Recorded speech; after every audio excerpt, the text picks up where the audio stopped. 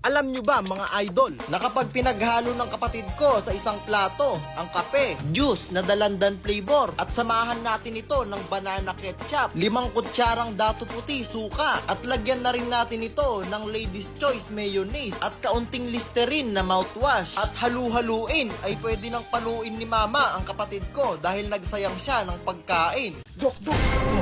Totoo ba yung sinasabi mo na pag napagaling mo ko, babayar lang kita ng 500? Oh, Pag di mo naman ako napagaling, babayar mo ko ng 1,000. totoo yun. Bakit? Ano bang sakit mo? May sakit kasi ako, Dok, na wala akong panlasa. Wala kang panlasa. Sige, inumin mo to. Ano ba to? Dok! Gasolina to eh! Congrats! Bumalik na panlasa mo. 500 lang. Dok!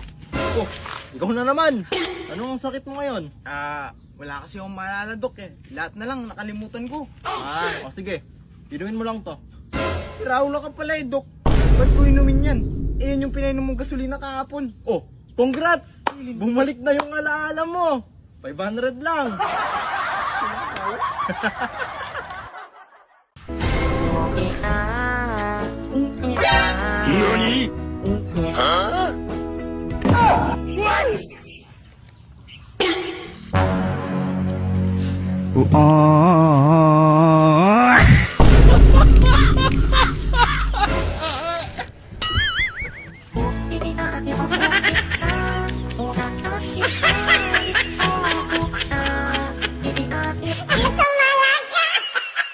Magaling ka sa arithmetic, di ba? Oo naman, syempre, dali-dali lang yan eh. Sige, ganito ha. May jeep na umaandar. May sakay na 10 pasahero. Teka ha. Yung jeep na umaandar, may sakay na 10 pasahero. Oo, umaandar. Pagdating niya sa kanto, lumiko sa kanan. Bumaba yung 3 pasahero. Bumaba yung 3 pasahero. Pagdating sa susunod na kanto, kumaliwa siya. Bumaba na naman yung 2. Bumaba na naman yung 2. Pagdating sa susunod na kanto, sumakay yung 3. Sumakay yung 3. Tapos, pagkanan niya ng ganyan, sumakay na naman yung isa. Sumakay yung isa. Tapos dumiretso, kumaliwa, bumaba na naman yung isa. Teka. Bumaba yung isa. Ang tanong, ilan ang 8 lahat ang natirang pasahero ng jeep. Hindi! Ilang beses lumiko yung jeep? Ha? Kala ko pasahero. Ma? Ha? Ba't ka umiiyak? Magsawa na ako, anak. Huwag ka nang iyak, Sa ma. problema ko. Problema lang yan, ma. Ako nang bahala sa problema mo. Pagod na ako, Oo, anak. ma. Ako nang bahala. Promise, ma. Promise, huwag ka nang Hindi ko iyak, na ha. kaya, anak. Promise ko sa'yo na ako nang bahala sa problema mo para mawala yan. Talaga? Oo, ma. Promise. Talaga ba? Oo, ma. So mawawala ka na? Ha? Yes! Ha? Mawawala ka na, anak! Yes! Wala na yung problema ko, anak! Paghawakan kita dito masakit. Hindi po. Dito sa kabila. Wala pa rin po. Dito. Wala po. Wala? Opo. Ito masakit na to, tiisin mo. Wala pa rin po, Dok. Wala pa rin? Opo. Ito. Wala po. Wala? Dito. Wala rin po. Wala talaga? Opo. Teka lang. Aray, Ano? Dok. Wala pa rin? Dok. Ha? Ang sakit ng ulo ko, Dok. Aray. Ayan mo na yung sakit mo. Ang sakit. May bukol ka.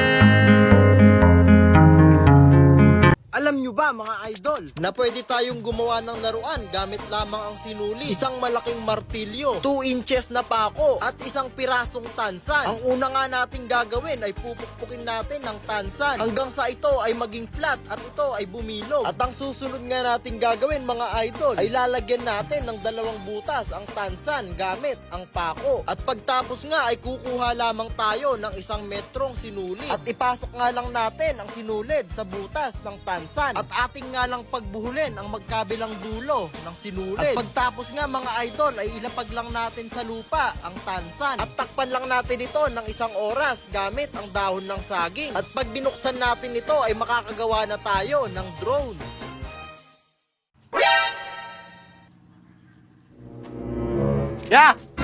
Sumakot na tayo!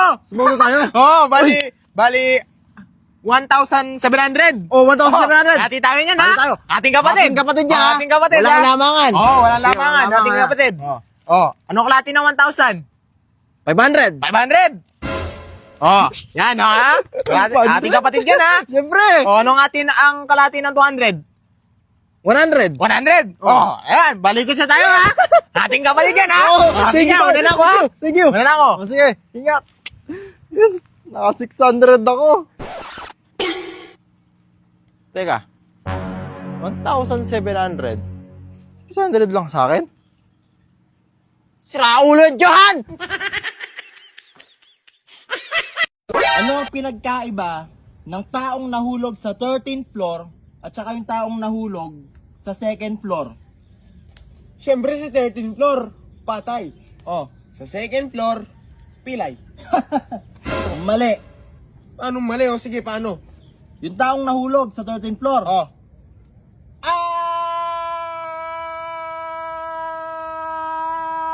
Bug! Sabi nga ba ano na? Sige, 2nd floor. 2nd floor. O sige, paano? Ito yung 2nd floor. 2nd floor. Ano yan? Bug! O sige, ito. Sige, may tanong ako sa'yo. Oh. Paano naman pag yung tao nahulog sa 100 floor? 100 floor? Oh. Ang taas nyo na. O paano nga pag nahulog sa 100 floor? Sige, tanong Aba, kita. hindi ko alam. O sige, paano? Ganito yan, ha? 100 floor. Oh. Taas yan, ha? Nahulog. Oh. Ah! Ah! Ah! Ah! Bug! Diba? Opo, naniniwala po talaga ako sa mga multo. Totoo po talaga sila. Actually, tumataas po yung mga balahibo ko eh. Kasi naalala ko po nung bata po ako, pumasok po ako sa CR. Tapos, nagulat po ako sa nakita ng 2 kong mata. May tae pero walang tao. Kaninong tayo yun? Ang sabi po nila kapag napapanaginipan nyo daw po lagi yung isang tao, gabi-gabi, pag lagi nyo po siyang napapanaginipan, ang ibig sabihin daw po nun, tulog po kayo. My name is Princess May. Amor, nakatira po ako sa Pampanga. Hala, sino yun? Joke lang ma. Richard, may nakakatawa ba? Joke lang. Shut up. Joke lang. Pangarap kong maging Pre, ako na pre. Okay, very good. Next, Richard, magpakilala ka. My name is Richard. Ang talent ko po ay maging pogi. Joke lang, ma'am. Joke lang po. Alam mo ba yung bahay ng lolo ko? Sobrang laki. Oh, gano'ng kalaki? Pumasok ako doon, umaga pa lang. Nakalabas ako doon, gabi na. Ganun kalaki yung bahay ng lolo ko. Sus! Eh, nagkandaligaw-ligaw pa ako doon eh. Gumamit pa ako ng mapa para lang makalabas. Yan lit pala ng bahay ng lolo mo eh. Tch, bakit? Gano'n ba kalaki bahay ng lolo mo? Yung bahay ng lolo ko, sobrang laki. Pumasok siya 2015. Hanggang ngayon, di pa rin siya nakakalabas. Weh, yung lolo mo 2015 pumasok sa bahay. 2026 na kayo, hindi pa nakakalabas. Oo! Saan ba nakatira yung lolo mo? Sa bilibid. Wala yung lola mo sa lola ko. Bakit? Yung lola ko, 95 years old na. Malakas pa. Tumatambling pa ng 10 beses bago matulog. Sa sobrang lakas nun, umakit pa yun ng 7 bundok para lang bumili ng salon pass. Mahina pala yung lola mo eh. Ha? Bakit? Yung lola ko, sobrang lakas. 95 years old. Ayun, nasa hospital ngayon. Ang hina pala ng lola mo eh. Nasa ospital na. Dalawin mo muna, baka may huling habilin na. Ayun nga, nasa hospital. Buntis, manganganak.